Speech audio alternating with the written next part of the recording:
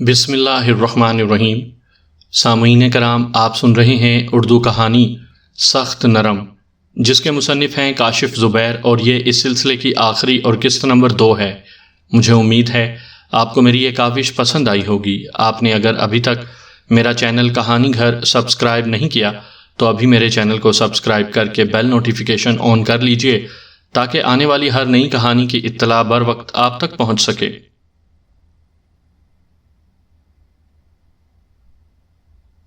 ارے ریٹا، اندر چلو نا، جیک نے ریٹا کی بات کاٹ کر جلدی سے کہا۔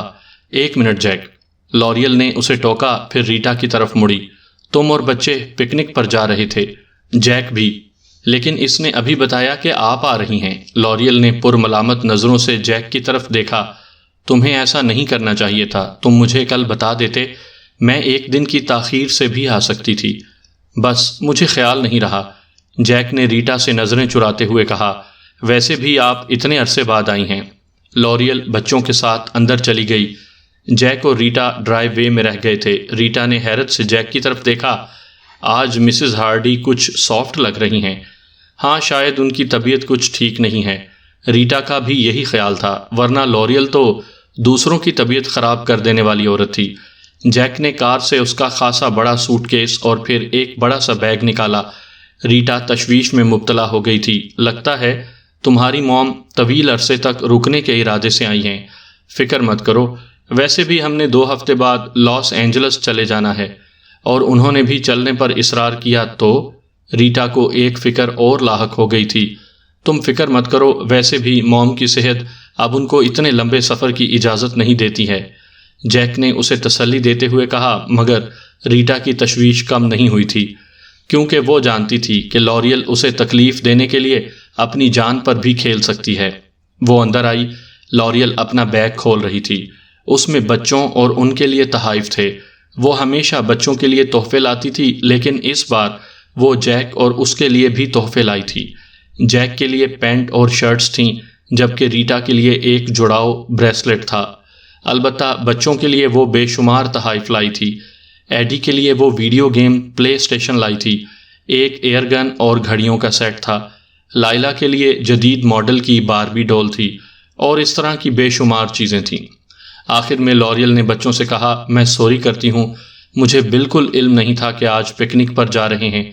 پکنک نہیں، بہت دنوں سے یہ ساحل پر جانے کو کہہ رہے تھے، صرف پانی میں جانے کا پروگرام تھا۔ تب تم لوگ چلے جاؤ، میں ذرا تھکی ہوئی ہوں، آرام کر لوں گی۔ اب تو پروگرام ملتوی کر دیا ہے، ریٹا نے دل پر جبر کر کے کہا، حالانکہ اس کا دل چاہ رہا تھا کہ فوراً یہ پیشکش قبول کر لے۔ 1-2 گھنٹے کی تاخیر سے فرق نہیں پڑتا ہے، اور میں تھکی ہوئی ہوں، بیڈ روم میں جا کر آرام کروں گی۔ لوریل بولی، اس لیے تم بلا وجہ اپنا پروگرام مت خراب کرو۔ موم، آپ ابھی آئی ہیں اور آپ کو چھوڑ کر جانا اچھا نہیں لگ رہا، جیک نے کہا تو ریٹا نے اسے کھا جانے والی نظروں سے دیکھا۔ تم نے سنا نہیں، موم آرام کریں گی، بلکہ بچے شور کریں گے تو موم ڈسٹرب ہوں گی۔ خیر، اب ایسا بھی نہیں ہے، ان دونوں کی آوازیں سننے کو تو میرے کان ترستے ہیں۔ لوریل نے جلدی سے تردید کی۔ ریٹا جیک کو ایک طرف لے گئی۔ جب وہ ٹانگ نہیں اڑا رہی ہیں تو تمہیں کیوں یہ شوق چرا رہا ہے؟ اس نے دھیمی آواز میں غرا کر کہا۔ بس اب چلو۔ اوکے مام، آپ آرام کریں، جیک نے ماں کے پاس جا کر کہا۔ ہم کوشش کریں گے کہ جلد واپس آ جائیں۔ اور ریٹا نے دل میں فیصلہ کیا کہ جب تک سورج کی دھوپ باقی رہے گی وہ ساحل سے نہیں ہلے گی۔ اس نے آج کے لیے خاص طور پر بیکنی سوٹ لیا تھا۔ اسے غسل آفتاب لیے کئی ہفتے گزر چکے تھے۔ وہ ساحل کی طرف روانہ ہوئے، جو ان کے علاقے سے 2 کلومیٹر دور تھا۔ پورے میامی میں ساحلی علاقوں میں رہائش اتنی مہنگی ہے کہ صرف دولت مند افراد اسے برداشت کر سکتے ہیں۔ وہ چند منٹ میں ساحل پر پہنچے۔ انہوں نے لباس تبدیل کیے۔ جیک نے ایک جگہ منتخب کر کے لوازمات وہاں پہنچائے۔ ایڈی اور لائلا فوراً ہی لہروں میں گھس گئے۔ ان کو احتیاطاً لائف جیکٹس پہنا دی تھیں کہ کہیں کوئی لہر ان کو کھینچ کر گہرے پانی میں لے جائے، تب بھی ان کے ڈوبنے کا خطرہ نہ ہو۔ ریٹا چھتری تلے لیٹ گئی۔ کچھ دیر بعد جیک اس کے لیے اور اپنے لیے یک بستہ بیئر لے آیا تھا۔ بچوں کے لیے ٹن تھے۔ اس روز خاصی گرمی تھی، یہی وجہ تھی کہ ساحل پر بے پناہ ہجوم تھا۔ ان کے ارد گرد لوگ ہی لوگ تھے، مگر وہ اس سے پریشان نہیں تھے۔ وہاں ہر ایک خود میں مگن تھا۔ ریٹا نے یخ بیئر کا گھونٹ لیا۔ آج تمہاری موم کچھ بلکہ خاصی بدلی ہوئی نہیں لگ رہی ہیں۔ ہاں، محسوس تو میں نے بھی کیا ہے۔ ممکن ہے ان کی طبیعت خراب ہو۔ تب خدا کرے ان کی طبیعت ایسی ہی رہے، ریٹا نے خلوص سے دعا کی۔ تم میری مام کو بد دعا دے رہی ہو؟ جیک نے اسے گھورا۔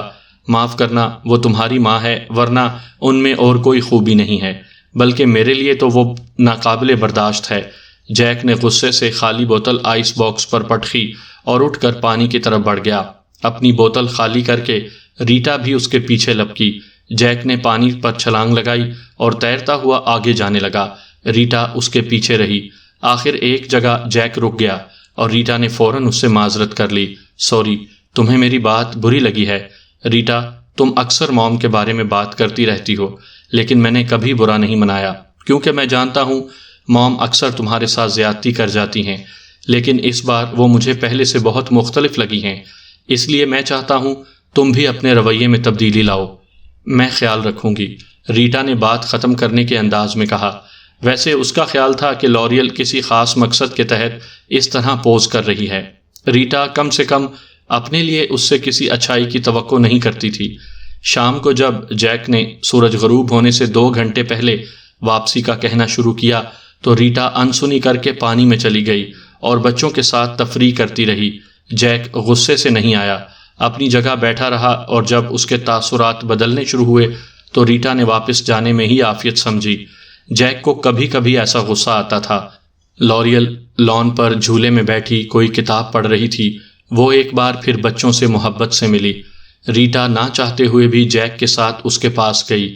لگتا ہے تم لوگوں نے خوب انجوائے کیا ہے۔ جی، اور آپ نے خوب آرام کیا ہے، ریٹا نے گویا جوابی چوٹ کی۔ جیک نے اسے گھورا اور جلدی سے بولا، ہاں مام، اب آپ تازہ دم لگ رہی ہیں، میں نہانے جا رہی ہوں، ریٹا نے کہا اور اندر چلی گئی۔ اسے جیک کے انداز پر غصہ آ رہا تھا۔ ماں کیا آئی تھی، اس کا انداز ہی بدل گیا تھا۔ اب وہ صرف غصے کی نظر سے دیکھتا تھا۔ پہلے کبھی جیک نے اس سے یہ سلوک نہیں کیا تھا۔ شاور سے برستے پانی میں اس کے آنسو بھی شامل ہو کر اسے نہلا رہے تھے۔ آخر خاصی دیر بعد اس کے دل اور ذہن کا بوجھ ہلکا ہوا۔ وہ باہر آئی۔ بچے سارا دن پانی میں کھیل کر تھک گئے تھے۔ وہ نہا دھو کر سو گئے۔ خود ریٹا کا جسم بھی ٹوٹ رہا تھا۔ اس نے جیک سے کہا، آج رات باہر سے کھانے کے لیے لے آؤ، میری ہمت نہیں ہے۔ اپنے لیے میں لے آؤں گا، لیکن موم کے لیے پرہیزی کھانا ہوتا ہے۔ سوری، میں نے کہا نا، مجھ میں ہمت نہیں ہے، ریٹا بے رخی سے بولی۔ جیک کچھ دیر تک اسے دیکھتا رہا، پھر اس نے سر ہلایا۔ اوکے، میں بنا لوں گا، تم آرام کرو۔ جیک کھانا لینے چلا گیا اور ریٹا ٹی وی چلا کر اس کے سامنے ڈھیر ہو گئی تھی۔ چند منٹ بعد جب ٹی وی کی آواز ناقابل برداشت ہونے لگی تھی تو اس نے ٹی وی بند کر دیا اور اٹھ کر اپنے لیے بلیک کافی تیار کی اور اس کے ساتھ 2 عدد ڈسپرین کی گولیاں لیں۔ تب کہیں جا کر اسے سکون محسوس ہوا تھا۔ لوریل نیچے مہمانوں والے کمرے میں رکتی تھی اور آج خلاف معمول اس نے ٹی وی لاؤنج میں اپنا ڈیرا نہیں جمایا تھا۔ شاید اس کی تھکن ابھی صحیح سے نہیں اتری تھی۔ نہ جانے کیوں ریٹا کو اس پر ترس آنے لگا تھا۔ وہ کچن میں کافی بنانے گئی تو اس نے وہاں ایک پرچہ رکھا دیکھا جس پر پرہیزی کھانوں کی ترکیبیں لکھی تھیں۔ نہ جانے لوریل کو کیا مسئلہ تھا کہ وہ پرہیزی کھانا کھا رہی تھی۔ حالت بہتر ہونے پر ریٹا نے کچن کا رخ کیا۔ اس نے ان پرہیزی کھانوں میں سے سبزیوں کا سوپ منتخب کیا۔ اسے بنانے کے لیے تمام چیزیں گھر میں موجود تھیں اور یہ آسانی سے بن جاتی۔ 20 منٹ میں اس نے ڈش تیار کر کے مائکرو ویو اوون میں رکھ دی تاکہ وہ گرم رہے۔ یہ عام سا مائکرو ویو اوون تھا، کیونکہ ابھی تک ریٹا تباہ ہو جانے والے مائکرو ویو کی قسطیں بھر رہی تھی۔ وہ بیڈ روم میں آئی اور ٹی وی پر اپنی پسند کا پروگرام دیکھنے لگی۔ چند منٹ بعد جیک نے کمرے میں جھانکا۔ میں کھانے کے لیے برگر لایا ہوں، یہ کہہ کر اس نے نہایت طنزیہ نظروں سے ریٹا کی طرف دیکھا، جیسے کہہ رہا ہو کہ اس کی ماں کے لیے پرہیزی کھانا بنانے کے لیے طبیعت خراب تھی اور اب ٹی وی دیکھنے کے لیے ٹھیک ہے۔ جہنم میں جاؤ تم اور تمہاری ماں، ریٹا نے تپ کر سوچا۔ غلطی کی جو اس چڑیل کے لیے پرہیزی کھانا بنایا، اسے زہر دینا چاہیے۔ مکار عورت نہ جانے آتے ہی جیک کو کیا چیز گھول کر پلا دی۔ چند منٹ بعد جیک نے دوبارہ اندر جھانکا۔ فریج میں کچھ سبزیاں تھیں، میں نے ڈسٹ بن میں پھینک دیں۔ ریٹا کا غصہ بڑھتا جا رہا تھا، اس لیے اس نے یہ جواب دیا، لگتا ہے تمہارا دماغ درست نہیں ہے۔ جیک غصے سے دروازہ بند کر کے چلا گیا اور ریٹا پھوٹ پھوٹ کر رونے لگی۔ اس دن جیک بیڈ روم میں نہیں آیا تھا۔ ریٹا رات بھر جاگتی رہی اور روتی رہی۔ صبح اس کی طبیعت ٹھیک نہیں تھی۔ جیک بچوں کو ناشتہ کروا کے انہیں اسکول روانہ کرنے کے بعد دفتر گیا تھا۔ ریٹا 10 بجے کے قریب اٹھی۔ اس نے ہمت کر کے ناشتہ بنایا اور دوائی لے کر دوبارہ لیٹ گئی تھی۔ اس دوران لوریل نے اس کے کمرے میں جھانکنے کی بھی زحمت نہیں کی۔ سوچنے سے ریٹا کے سر میں درد ہونے لگا تھا، اس لیے اس نے سونے کی کوشش کی اور سو گئی۔ دوپہر میں وہ جاگی تو اس کی طبیعت خاصی بہتر تھی اور اسے شدید قسم کی بھوک لگ رہی تھی۔ گزشتہ رات اس نے کچھ نہیں کھایا تھا اور صبح بھی ہلکا سا ناشتہ کیا تھا۔ وہ منہ ہاتھ دھو کر کچن میں آئی۔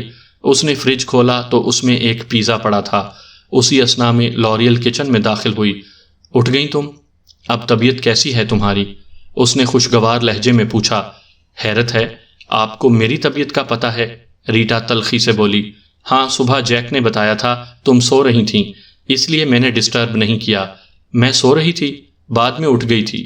اچھا، مجھے معلوم نہیں ہے، خود میری بھی طبیعت ٹھیک نہیں تھی۔ میں نے تمہارے لیے پیزا منگوایا ہے۔ شکریہ، میں پیزا نہیں کھاتی، ریٹا نے رکھائی سے کہا اور اپنے لیے نوڈلز نکالے۔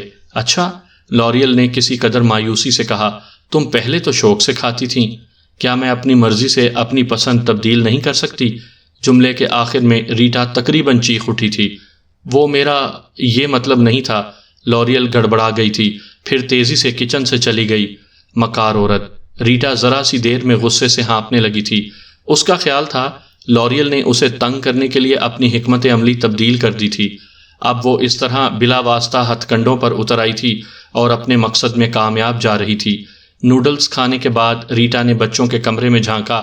اسکول سے آنے کے بعد وہ کپڑے بدل کر آرام کر رہے تھے۔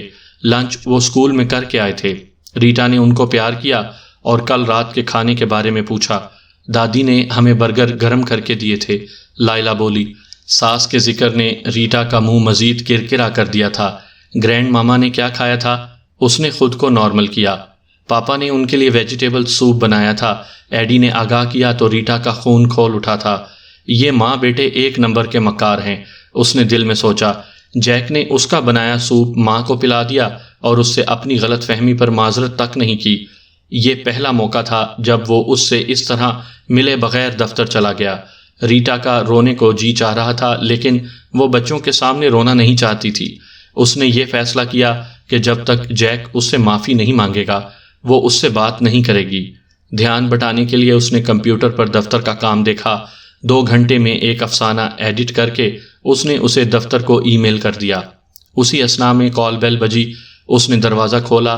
سامنے ایک معروف الیکٹرانکس تیار کرنے والی کمپنی کی گاڑی کھڑی تھی اور کمپنی کی مونوگرام والی جیکٹ میں ایک نوجوان دروازے کے سامنے کھڑا تھا۔ اس کے ہاتھ میں ایک کلپ بورڈ تھا۔ Mrs Jack Hardy? نوجوان نے کلپ بورڈ کی طرف دیکھا۔ ہاں، فرمائیے۔ ہماری کمپنی کو آرڈر دیا گیا ہے۔ ہم مائکرو ویو اوون اور ٹی وی سیٹ سسٹم کی تنصیب کرنے آئے ہیں، لیکن میں نے یا میرے شوہر نے تو ایسا کوئی آرڈر نہیں دیا۔ درست ہے، یہ آرڈر مسز لوریل ہارڈی نے دیا ہے اور انہوں نے کمپنی کو مکمل ادائیگی کر دی ہے۔ آپ اجازت دیں تو ہم سامان لے آئیں، آپ کو کوئی پریشانی نہیں ہوگی۔ انسٹالیشن صرف آدھے گھنٹے میں مکمل ہو جائے گی اور اس کے لیے کوئی اضافی ادائیگی بھی نہیں کرنی پڑے گی۔ بے خیالی کی کیفیت میں ریٹا نے اسے اندر آنے کا راستہ دیا، اسے کچن اور ٹی وی لاؤنج دکھایا۔ اب ان کے پاس ایک چھوٹا سا ٹی وی تھا۔ بات یہ تھی کہ جیک کا کام زیادہ اچھا نہیں چل رہا تھا اور ان کو کھینچ تان کر گزارا کرنا پڑ رہا تھا۔ ان لوگوں کو کچن اور ٹی وی لاؤنج کا راستہ دکھا کر ریٹا نے ساس کے کمرے کا رخ کیا۔ وہ بستر پر لیٹی ہوئی نیوز ویک کا تازہ شمارہ دیکھ رہی تھی۔ آپ نے اوون اور ٹی وی کا آرڈر کیا تھا؟ ریٹا نے بلا تمہید پوچھا۔ ہاں، لوریل نے کہنا چاہا۔ کیوں؟ اس بار ریٹا کا لہجہ سخت تھا۔ کیوں؟ لوریل کچھ حیران ہوئی۔ اس لیے کہ میں ان کی خرابی کی ذمہ دار تھی اور اس لیے بھی کہ میں اپنے بچوں کو تحفہ دینا چاہتی تھی۔ آپ پہلے سے بہت بدل چکی ہیں۔ ریٹا کے لہجے میں طنز تھا۔ مجھے اپنے آپ پر یقین نہیں آ رہا۔ لوریل نے غور سے اسے دیکھا۔ تمہارے خیال میں دکھاوا کر رہی ہوں یا اس میں میری کوئی چال ہے؟ سچی بات ہے، میرے ذہن میں یہی خیال آ رہے ہیں، ریٹا نے صاف گوئی سے کہا۔ میں تمہارے شبہات کا علاج نہیں کر سکتی۔ لوریل نے نیوز ویک اٹھا لیا۔ بہرحال تم چاہو تو اوون اور ٹی وی کو میری جانب سے تحفہ یا دل چاہے تو تلافی سمجھ لو۔ ریٹا باہر آئی۔ مائکرو ویو اوون دیکھ کر اس کی آنکھیں کھل گئی تھیں۔ یہ جدید ترین ماڈل کا اتنا بڑا سا مائکرو ویو اوون تھا کہ اس میں بھیڑ کا بچہ بھی مسلم کیا جا سکتا تھا، اور ٹی وی 56 انچ کا پینل ٹی وی تھا جس میں ڈش ریسیور سے لے کر ڈی وی ڈی تک تھا۔ حد یہ کہ ٹی وی کے اندر مکمل کمپیوٹر سسٹم کے ساتھ ساتھ انتہائی زیادہ گنجائش کی حامل میموری تھی جس میں 200 گھنٹے کے پروگرام ریکارڈ ہو سکتے تھے۔ دونوں چیزیں بیش قیمت تھیں۔ ریٹا اور جیک ان کے خواب ضرور دیکھ سکتے تھے، لیکن فی الحال ان کو لینے کی گنجائش دور دور تک نظر نہیں آ رہی تھی۔ اس کے باوجود نہ جانے کیوں ریٹا خود کو لوریل کا ممنون ہونے سے قاصر پا رہی تھی۔ شام کو جیک آیا تو وہ ٹی وی اور اوون دیکھ کر خوش ہوا تھا۔ اس نے ماں کا شکریہ ادا کیا، لیکن ریٹا سے اپنے گزشتہ رات کے رویے پر معذرت کرنے کی کوئی ضرورت محسوس نہیں کی۔ البتہ کچھ دیر بعد جب ریٹا اپنے کمرے میں آئی تو ڈریسنگ ٹیبل پر ایک خوبصورت بکے رکھا ہوا تھا اور اس کی چھوٹی سی چٹ پر سوری لکھا تھا۔ وہ بے ساختہ مسکرا دی اور اس کے اندر کی کدورت اور تلخی جیسے دھل گئی تھی۔ اس نے فیصلہ کیا کہ وہ رات کے کھانے پر زبردست اہتمام کرے گی۔ فریزر میں ایک عدد تیار ٹرکی رکھا تھا۔ ریٹا نے اس میں چاول بھر کر بنانے کا فیصلہ کیا۔ یہ چاول پکنے کے بعد رم ملا کر کھائے جاتے ہیں۔ رات کا کھانا خوشگوار ماحول میں کھایا گیا تھا۔ خاص طور پر لوریل نے بہت تعریف کی تھی۔ اس کے بعد انہوں نے اپنا پسندیدہ ٹام، ڈک اینڈ ہیری شو مل کر دیکھا تھا۔ 56 انچ کی سکرین پر ٹی وی دیکھنے کا اپنا الگ ہی مزہ تھا۔ رات سونے سے پہلے ریٹا حسب معمول کافی بنانے کے لیے اٹھی تھی۔ اسے لوریل کا خیال آیا اور اس نے سوچا کہ وہ اتنی مستحق تو تھی کہ وہ اس سے کافی کا پوچھتی۔ ریٹا نے اس کے کمرے میں جھانکا۔ کافی کے بارے میں کیا خیال ہے؟ ہاں، بشرط کہ تم بھی ساتھ دو، لوریل نے جواب دیا۔ مجھے تم سے کچھ بات بھی کرنی ہے۔ کچن میں کافی تیار کرتے ہوئے ریٹا نے سوچا، لگتا ہے بلی تھیلے سے باہر آ رہی ہے۔ جب وہ کافی بنا کر لائی تو لوریل کھڑکی میں کھڑی باہر لان کی طرف دیکھ رہی تھی۔ ریٹا نے کافی اسے دی اور انتظار کرنے لگی کہ کب لوریل شروع ہوتی ہے، مگر جب خاصی دیر تک وہ خاموشی سے کافی کی چسکیاں لیتی رہی تو ریٹا نے اکتا کر پوچھ لیا، آپ نے مجھے کچھ کہنے کے لیے بلایا تھا؟ لوریل چونک کر مڑی۔ ہاں، معاف کرنا، میں ذرا خیالوں میں کھو گئی تھی۔ اس عمر میں ایسا ہوتا ہے، ریٹا نے خوشگوار لہجے میں طنز کیا۔ ہاں شاید۔ اس مارچ میں پورے 73 برس کی ہو چکی ہوں۔ آپ مجھ سے کوئی اہم بات کرنا چاہتی تھیں؟ ریٹا نے پھر اسے یاد دلایا۔ او ہاں ریٹا، میری تم سے درخواست ہے، میں آنے والے چند مہینے تم سب کے ساتھ گزارنا چاہتی ہوں۔ یہ کہتے ہوئے لوریل کا لہجہ التجا آمیز ہو گیا تھا۔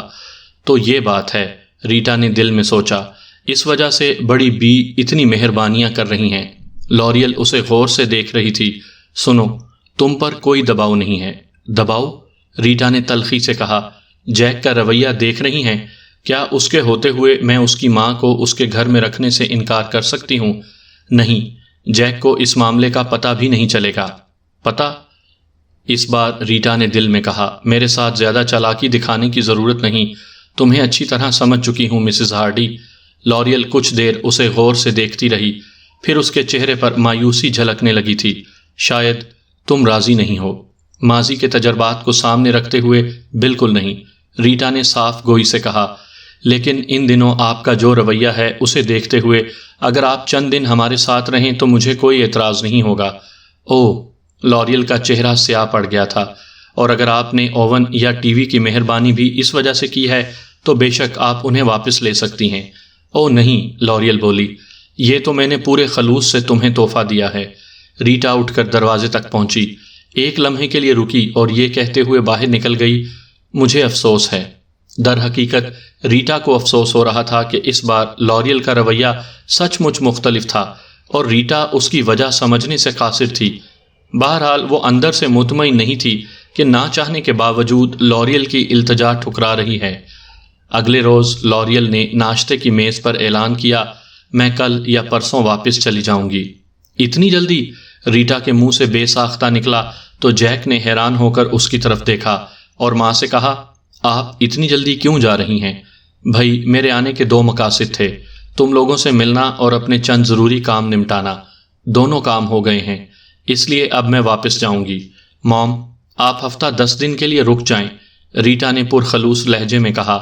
لوریل نے غور سے اسے دیکھا۔ شکریہ ریٹا، لیکن اب رکنا مشکل ہے، پھر کچھ مہینے میں تم لوگوں سے دوبارہ ملاقات ہوگی۔ جیک کے ساتھ بچے بھی لوریل کا جانے کا سن کر اداس ہو گئے تھے۔ خوش ریٹا بھی نہیں تھی، وہ اپنے اندر بے کلی سی محسوس کر رہی تھی۔ لوریل اگلے پورے دن گھر سے باہر رہی تھی۔ رات کے وقت وہ تھکی ہوئی آئی تھی اور اس نے رات کے کھانے پر بتایا تھا کہ وہ صبح ناشتے کے بعد روانہ ہو جائے گی۔ ریٹا کے دل میں خیال آیا کہ اس کی بات مان جائے، اسے روک لے، مگر اس نے اندر کی آواز کو دبا دیا۔ صبح ناشتے کے بعد لوریل نے اپنا بڑا سا سوٹ کیس گاڑی میں رکھا اور ان سب سے مل کر دکھی سی رخصت ہو گئی۔ پہلی بار ساس کے جانے پر ریٹا بھی افسردگی محسوس کر رہی تھی، ورنہ اس سے پہلے کے تمام مواقع پر وہ بے پناہ خوش تھی۔ جیک خاموش تھا۔ موم ٹامپا میں بالکل اکیلی ہیں، کاش وہ ہمارے پاس رہ سکتی۔ میں نے اس بار ان کو بہت روکا مگر وہ مانی ہی نہیں۔ اس بار تو شاید تم بھی ان کے رکنے پر اعتراض نہ کرتی، جیک نے ماں کے جانے کے بعد کہا۔ ہاں ہاں، ریٹا ہچکچائی۔ اس کا مطلب تھا لوریل نے اپنے وعدے کا پاس کیا تھا اور جیک کو کچھ نہیں بتایا تھا۔ ریٹا اسے کیا بتاتی کہ اس کی ماں تو مہینوں کے ارادے سے آئی تھی مگر اس نے انکار کر دیا، اس لیے لوریل جلد چلی گئی۔ 1-2 دن تک گھر کی فضا کچھ معمول سے ہٹی رہی تھی، پھر رفتہ رفتہ معمول پر آ گئی۔ ریٹا نے سکون کا سانس لیا تھا، البتہ کبھی کبھی اسے لوریل کی التجا آمیز لہجہ یاد آ جاتا تھا تو وہ کچھ دیر کے لیے بے چین ہو جاتی تھی۔ لوریل کے جانے کے 1 ہفتے بعد لائلا کی طبیعت خراب ہو گئی، اسے کھانسی ہو رہی تھی۔ ریٹا اسے دکھانے کے لیے مقامی ہسپتال لے گئی۔ وہاں اس کی ملاقات ڈاکٹر یوجین سے ہوئی۔ ڈاکٹر یوجین سے اس کے اچھے تعلقات تھے، وہ نسلاً فرانسیسی تھا اور اس نے خاص طور سے فرانسیسی زبان سیکھی تھی۔ وہ فرانسیسی رسالے کا باقاعدہ قاری تھا۔ ہیلو ریٹا، کیسی ہو؟ ڈاکٹر یوجین اسے دیکھ کر ویٹنگ روم میں رک گیا۔ وہ بائیوپسی کا ماہر تھا۔ تمہاری ساس کیسی ہیں؟ شاید لوریل نام ہے ان کا۔ ہاں، انہیں کیا ہونا ہے، ٹھیک ہیں۔ ٹھیک ہیں؟ ڈاکٹر یوجین نے حیرت سے کہا، 3 درجے کے کینسر کا مریض کیسے ٹھیک ہو سکتا ہے؟ انہیں جگر کا کینسر ہے۔ ریٹا سن سی رہ گئی۔ لیکن ہمیں تو نہیں معلوم۔ اس کے منہ سے الفاظ ٹوٹ ٹوٹ کر نکلے تھے۔ اس کا مطلب ہے انہوں نے تمہیں بتایا ہی نہیں ہے۔ ڈاکٹر یوجین نے افسوس سے سر ہلایا۔